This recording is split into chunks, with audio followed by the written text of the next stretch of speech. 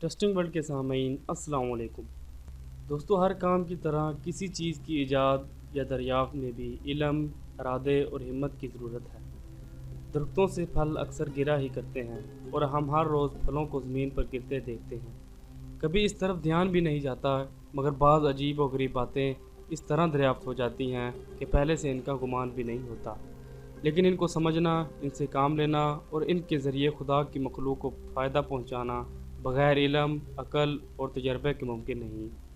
دوستو، شیشے اور کانچ کے ہزارہ قسم کے برتنوں، جھاڑ، فانوس وغیرہ کا کچھ عرصہ پہلے کوئی نام بھی نہ جانتا تھا۔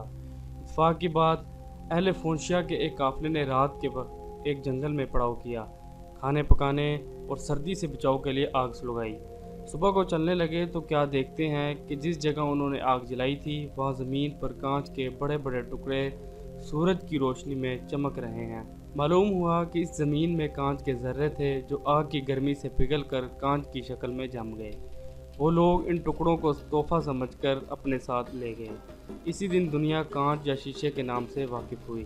پھر کیا تھا، آہستہ آہستہ ہر جگہ شیش محلوں میں آئینہ بندی ہونے لگی اور ہزاروں قسم کے اوزار اور آرائش کی چیزیں بننے لگیں۔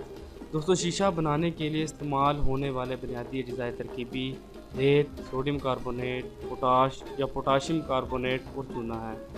انہیں ایک ساتھ انتہائی درجہ حرارت پر پگھلا کر آپس میں ملایا جاتا ہے تو شیشہ تیار ہو جاتا ہے۔ دوستو، یقیناً آپ کو ہماری یہ ویڈیو پسند آئی ہوگی۔ اس ویڈیو کو لائک کریں، شیئر کریں اور مزید اس طرح کی دلچسپ ویڈیو دیکھنے کے لیے ہمارے چینل انٹرسٹنگ ورلڈ کو سبسکرائب کریں اور بیل آئیکن کے بٹن کو پریس کریں تاکہ آپ کو ہماری ہر آنے والی ویڈیو بذریعہ نوٹیفیکیشن مل سکے۔ شکریہ۔